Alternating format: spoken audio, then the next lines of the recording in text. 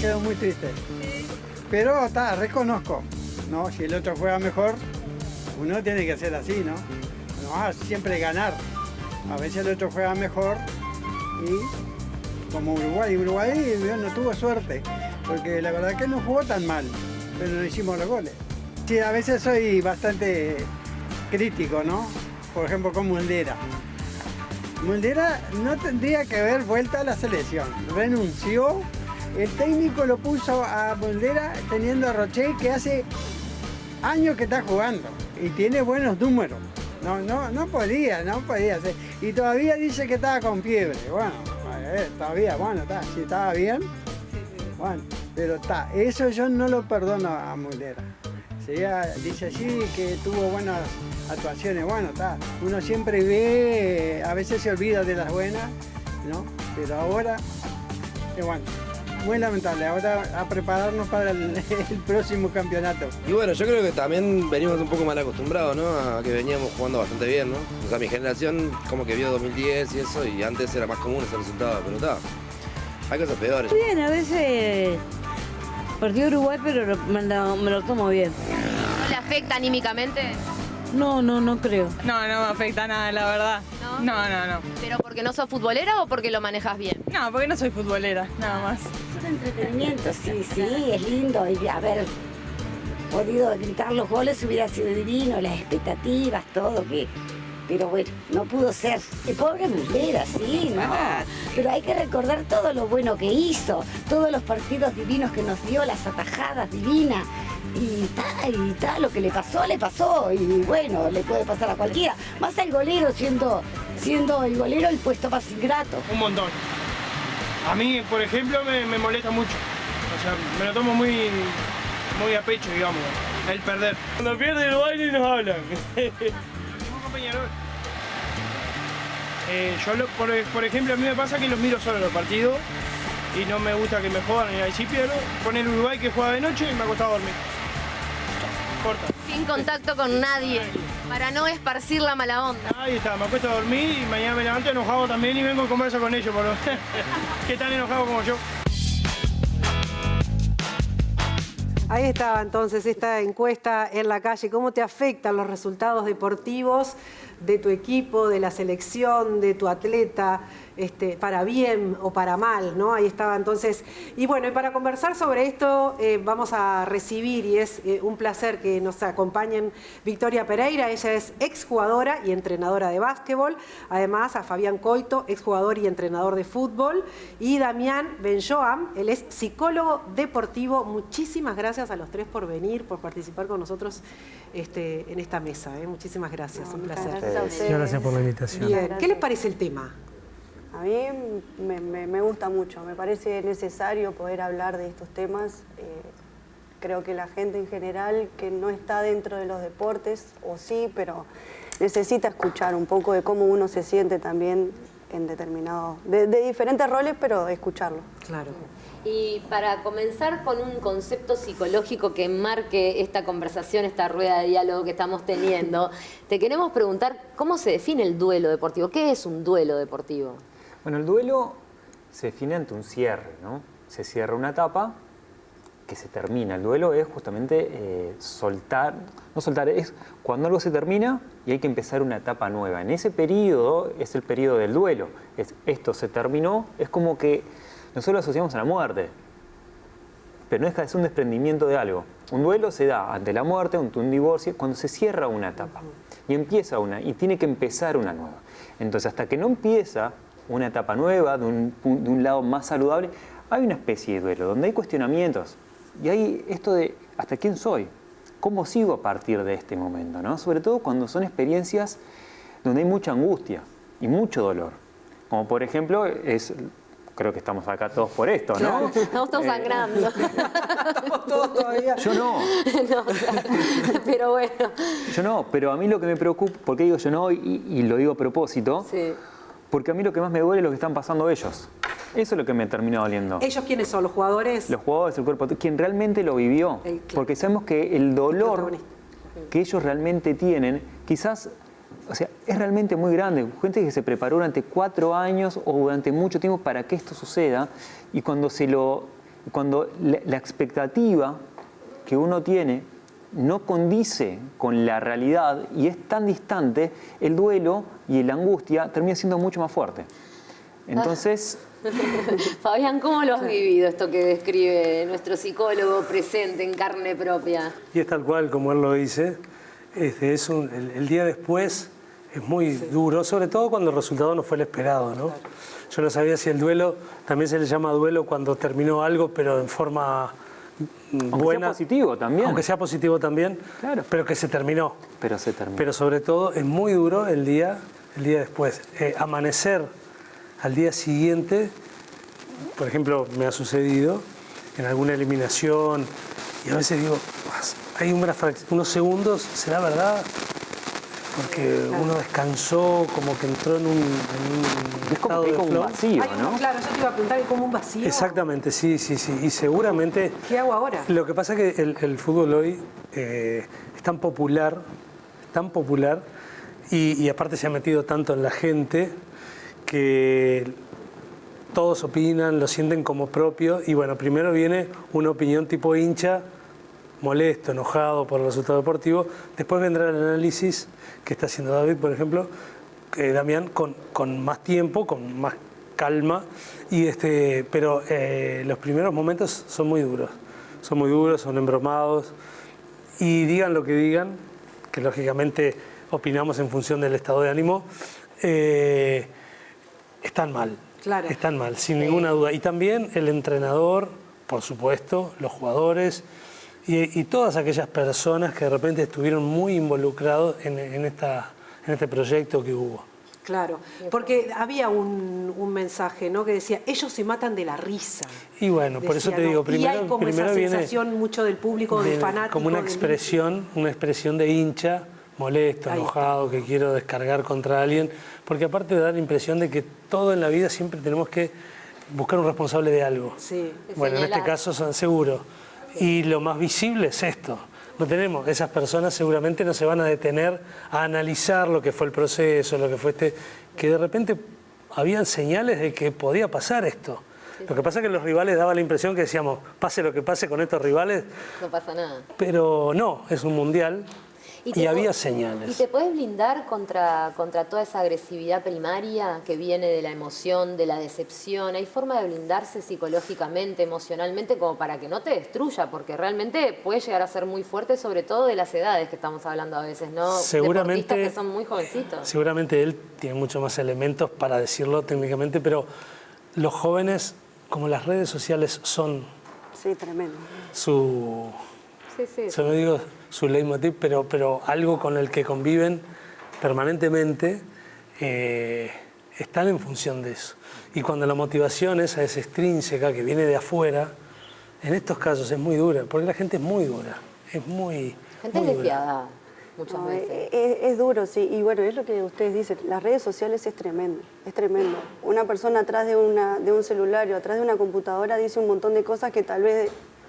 de frente no se animen a decirlas, o sí, pero a veces sucede que... El deportista se va blindando contra eso, lógicamente, eso pero fuerza también de golpes, como nos pasa a todos en cada actividad que tenemos. Misma, Al principio no le des tanta bolilla a eso y concentrate más en esto, pero al principio y sobre todo, ellos ya no son tan jóvenes, ¿no? Estamos hablando de deportistas profesionales ya de arriba de 20 y pico de años, pero por ejemplo, las experiencias mías con chicos más jóvenes, cuando yo comencé las redes no eran algo como es ahora, pero ya en los últimos años sí, y eran muy duras, sobre todo porque una categoría sub-20 en Uruguay es algo que la gente lo toma como propio porque son sus jugadores, porque juegan acá, juegan sus equipos. Entonces las redes, ahí yo veía que ellos estaban muy en función de las redes. Claro. Pero ustedes como entrenadores no los preparan para una contención psicológica de esto.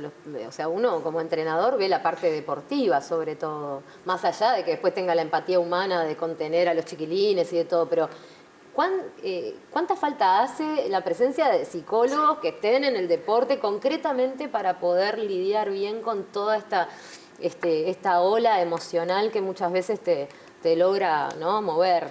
Lo que pasa es que si los chiquilines viven en función de cuánto tenés, cuánto valés, lógicamente que están buscando ese valor para saberse dónde están, para posicionarse en todo este mundo tan complejo, ¿no? Y que el deporte, aparte, por la popularidad y por los intereses y el dinero que mueve, lógicamente que está lleno de situaciones y de gente, pero es realmente complejo y, por supuesto, que el fútbol profesional necesita un psicólogo deportivo en su plantel. Te diría que casi tan importante como lo que ha sido históricamente los entrenadores, los preparadores físicos. Claro. Uno que, lógicamente, como todo, como hay entrenadores buenos y malos, también hay psicólogos buenos y malos. No digo que la existencia de un psicólogo solucione los problemas, Claro, sea garantía, pero es muy claro. importante porque lógicamente se ha preparado para esta situación. Claro. Victoria, ¿cómo se trabaja en ese sentido entonces con los jóvenes cuando pasan este tipo de situaciones, no teniendo entonces ese apoyo psicológico, no contando capaz Sí. que con... En realidad, en el básquetbol, que es lo que yo puedo Exacto. hablar, no hay psicólogo deportivo en todos los clubes, en la mayoría no hay, y en los que hay es un apoyo fundamental. Es muy importante, considero que es muy importante. Como jugadora, jugando en el extranjero, sí teníamos psicólogo y yo veía mucho la diferencia entre lo que pasaba en un equipo que teníamos psicólogo y cómo se trabajaba con el grupo y cómo funcionaba, a cuando venía a Uruguay que no teníamos y no contábamos. Y era muchísimos problemas que no podías resolver como jugadora, ¿no? Y bueno, y como entrenadora, bueno, esas herramientas que aprendí las intentaba hacer, pero uno no es psicólogo. Claro. Aunque terminás siendo, no sos psicólogo y te metes en un rol o en una función que no es tuya y a veces ayudás y a veces capaz que no. O capaz que tenés el miedo de errarle, porque Sin no duda, siempre eso, un consejo mal dado puede ser contraproducente. En tu caso, que tenés experiencia, ¿no? Trabajando con Nacional, que sos psicólogo, ¿cómo haces para que un chiquilín separe lo que es su valía personal, su autoestima como jugador, de los resultados que obtiene? ¿Cómo se hace para poder generar esa independencia entre las dos cosas? Bien, lo primero es que hay que entender que el ganar y el perder es parte de la vida, ¿no? El problema con los jugadores, lo digo de una manera muy clara, es que para ellos es parte de su identidad. Ellos empiezan desde del baby fútbol, empiezan a ser jugadores de fútbol. Lo que empieza como un juego, yo no soy psicólogo de los 5 años. Claro. Ustedes no son conductoras, periodistas de los 5 años. Es como está en el Claro, ADN. es el ADN. Entonces, dentro de ese ADN, la identidad pasa mucho por ahí. Entonces, lo que hay que trabajar con ellos es entender de que su identidad no puede pasar por un rendimiento, que son mucho más que eso, que el rendimiento es circunstancial, que se construye, pero que tienen otra vida afuera.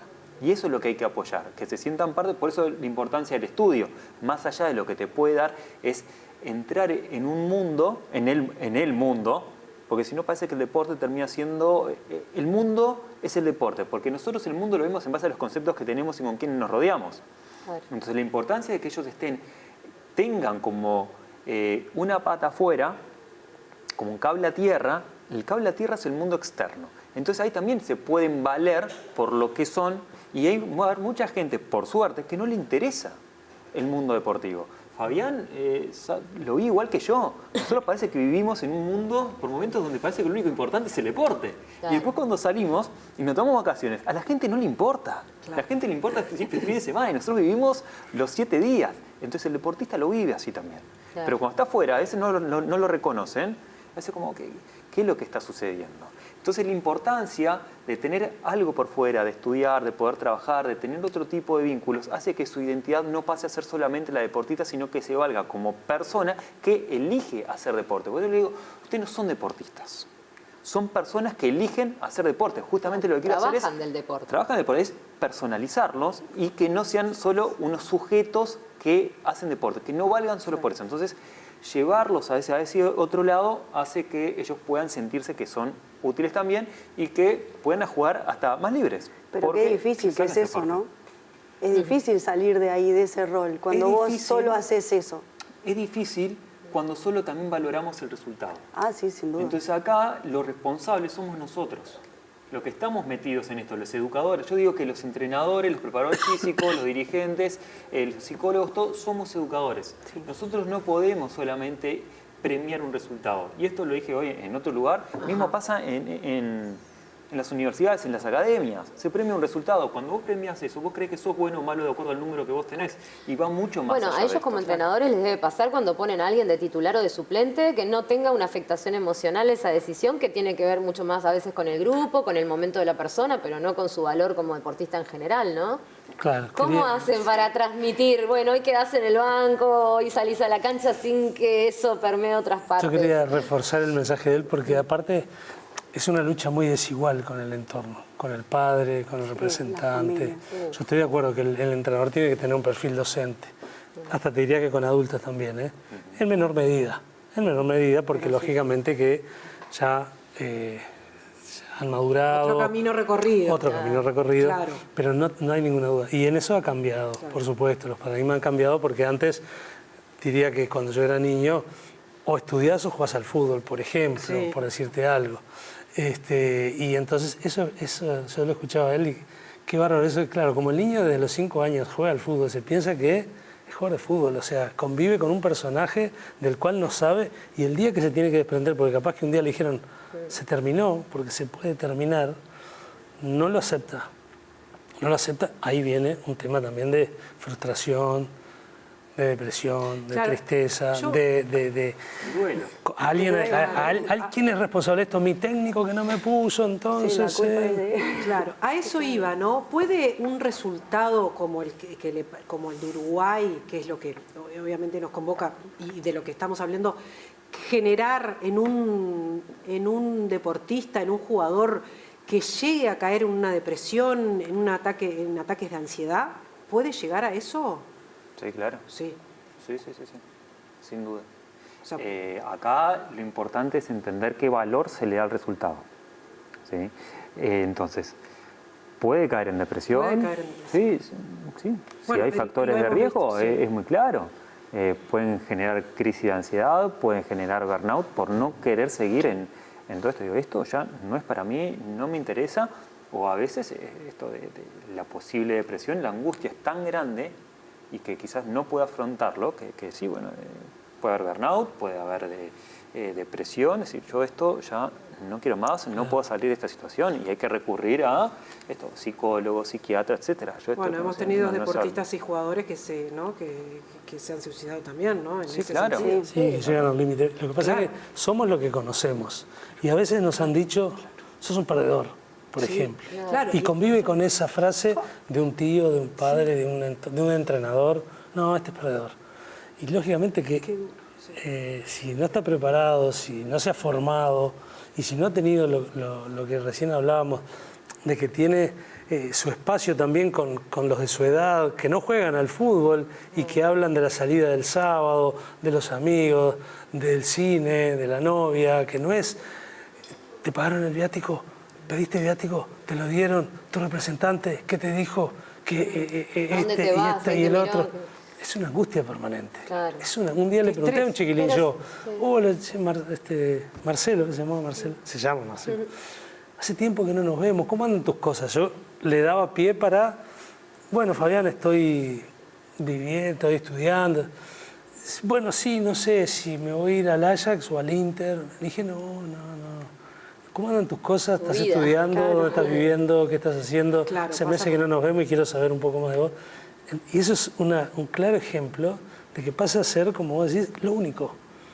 Y es embromado, porque lógicamente que es muy difícil lograr eso que imaginan ellos y que aparte el mundo le está diciendo, dale un poco más, tenés que ganar más, tenés que tener mejor auto, Es muy difícil y viven en busca de alguna felicidad que nunca se alcanza. ¿Y quién puede vivir así? O tal vez se alcanza y quieren más porque, se lo están pidiendo. Y porque miran para el costado y como estábamos hablando de que según lo que vos tenés es lo que parece que valés. Entonces es muy importante la formación, muy importante. De hecho es tal cual dice él, es un ser humano que tiene condiciones y que juega al fútbol, que juega al básquetbol o que juega a un deporte. Pero y además, qué presión también la de todo un país esperando un resultado. Claro. Como y si el nacionalismo dependiera de eso. Exactamente, ¿no? Y si no das ese resultado, sos lo peor y sos un fracaso y todos se tienen que ir. Claro, porque aparte las expectativas que depositan en vos. Las expectativas es la barrera de la felicidad, ¿no? Y las expectativas que depositan en vos y te lo hacen ver, y la gente que te fue a despedir, y la gente que te escribe, y la gente que te dice, lógicamente que si no lograste devolver esa satisfacción que ellos demandaban, que te pedían, te sentís mal. O sea, y a veces es tan mal que te sentís que optás por decir, mira, ¿sabes qué? Chao, ya está.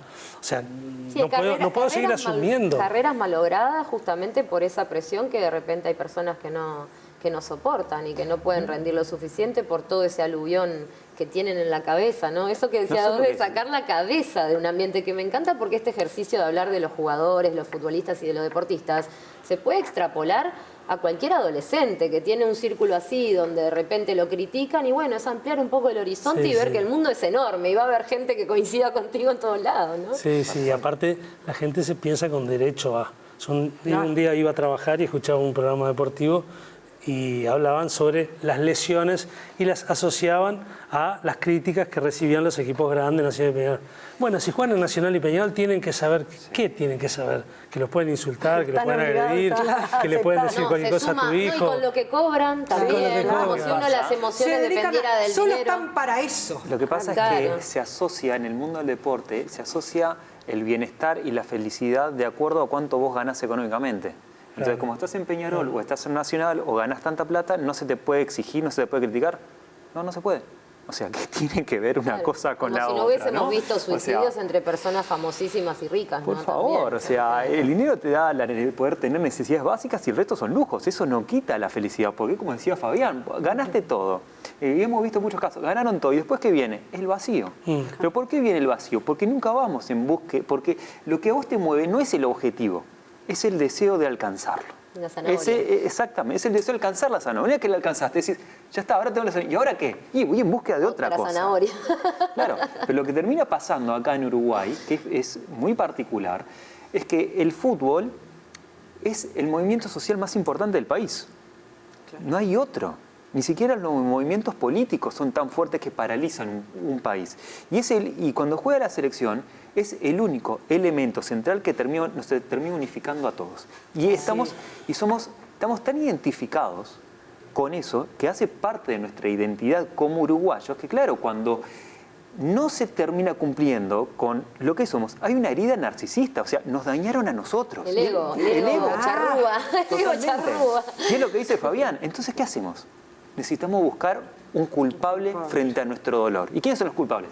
Los jugadores, el entrenador. ¿Por qué? Porque mi identidad como uruguayo fue dañada. Victoria, quiero hablar después porque estás en la Liga Femenina de Básquetbol, ¿no? Sí. Quiero hablar de las chicas también, qué pasa con el tema mujeres, pero si les parece vamos a ver otro tape donde también Cecilia recorrió un poco la ciudad preguntándole a la gente a ver si les afectaba los resultados deportivos, para bien, para mal. A ver, dale, lo vemos.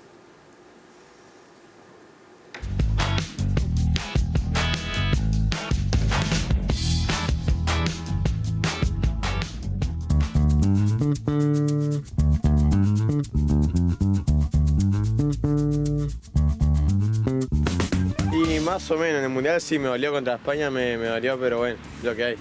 ¿Qué significa te valió? ¿Cómo te quedaste? Y bueno, la verdad, Muslera una cagada, pero ¿qué hacer? Errores tenemos todos y no pasa nada. No, obvio, en el momento todo el mundo critica, pero yo qué sé, con Tavares pasó lo mismo. En el momento lo criticaban todos, pero ahora quieren que vuela y eso. ¿Te parece que hay que bajar un poco la pelota con las críticas? Y en el momento obviamente te dan las ganas, pero sí, hay que intentar. A todo futbolista también corre el riesgo ese de recibir las críticas, así que nada. Pero es también un gaje del deporte, ¿no? ¿No te afecta? Afecta. ¿Cuánto? Mucho. Y más si es nacional. Ay. Si tengo que ir a trabajar, pega fuerte porque trabajo con niños, entonces ellos tienen ese ímpetu por patria, por Uruguay, y les pega a ellos también. Entonces como que nos contagiamos mutuamente. Y si es nacional hay que disimularla porque a veces hay mamás, así que... Y de Peñarol no escucho nada como por 5 o 6 días. Y ahora de Uruguay trato de que en la oficina no me hablen de eso, que no se opine mucho. Somos 2 en la oficina, así que se controla de esa manera. Sí, critico mucho. A Peñarol lo critico mucho. Soy hincha de Peñarol a muerte, pero lo critico un montón. Porque quiero que se hagan las cosas bien y no esto, hay que bancarlo, el técnico que está, no. Lo critico porque si se hacen las cosas mal lo critico y a Uruguay también. ¿Al equipo en general o directamente al jugador que tuvo un mal desempeño? Si hay algo puntual con esa persona, con nombre, apellido, si sé la dirección también. Pero no, si es algo puntual, puntual. Si no, a lo global. No, lo hago en un entorno interno, en un grupo WhatsApp con mis amigos, que el humor está está permitido ahí, hasta ahí, pero no para afuera, nunca a exteriorizar, no ir a, si me lo cruzo por la calle, si estoy en la cancha o eso no. Cuidar a la persona. Sí, aparte no tiene nada que ver, es mi bronca, el tipo no sabe ni quién soy, no le voy a arruinar un momento en cualquier lado. Es dentro de un marco con amigos que el humor se da a veces para molestarnos entre nosotros, a veces para molestar para afuera, pero es siempre entre amigos y los que cubrimos ese mismo círculo de humor. La verdad que mucho el fútbol no me interesa, así que no. ¿Y otro deporte? No, habitualmente miramos en general, pero solo para mirar en familia. El fanático del fútbol es el niño. ¿Cómo se llama este niño? Yo, Máximo. Máximo, ¿y cómo te cae cuando pierde Uruguay o pierde tu equipo de cualquier otro deporte? Me pongo muy mal y a veces lloro. ¿Llorás? ¿Cuánto te dura ese malestar? ¿Cuánto tiempo? Poquito, después se me pasa. Así que se te cae el lagrimón y después, bueno, te alivias. ¿Y sos de criticar así muy fuerte a los que estuvieron mal? Lo hacía, pero ya no. ¿Por qué ya no? Porque para criticar a alguien tenés que ser mejor que él. Toma. Adhiero. Para criticar tenés que ser mejor que No, él. y lo hacía, pero Lo ya hacía, no. Esto de cómo estamos avanzando un poquito, que también comentábamos. esperanza. Victoria, ¿con las mujeres es peor? ¿Lo que la crítica o...? La exigencia, la crítica. La autoexigencia a veces. También. En realidad es más la autoexigencia. Yo creo que sí, la autoexigencia es, porque realmente puedo hablar del básquetbol, el básquetbol aún no es profesional 100% en nuestro país, entonces vos jugás porque te apasiona ese deporte, vos jugás porque amás lo que haces y te dedicás como una profesional, aunque no seas 100% profesional. Pero claro, ser profesional no significa que ganes un dinero o no. Ser profesional es como vos te dedicas a lo que haces, a mi entender. Y sí, las críticas son peores porque somos peores nosotras, yo creo. Entre nosotras no nos apoyamos tanto como tendríamos que. Creo que... Hay un sesgo de género ahí en eso de la no competencia tanto entre las mujeres, decís. Sí, un poco. Está bueno que lo sí, diga. Yo creo que nosotras nos tendríamos que apoyar muchísimo más. Es más, por ejemplo, hay algo que digo siempre, vas a una cancha de básquetbol y de mujeres y no ves muchas mujeres mirando básquet. Vas a un partido de masculino y ves muchas mujeres mirando básquetbol. Entonces, bueno, desde ahí ya no nos apoyamos. Claro. Entonces, claro. y mismo con pasa con el fútbol femenino también, ¿no? Sí, no hay, sin duda. No somos mucho de mirar fútbol femenino. No. Es más, hace poquito jugó Uruguay y yo no estaba enterada. Claro.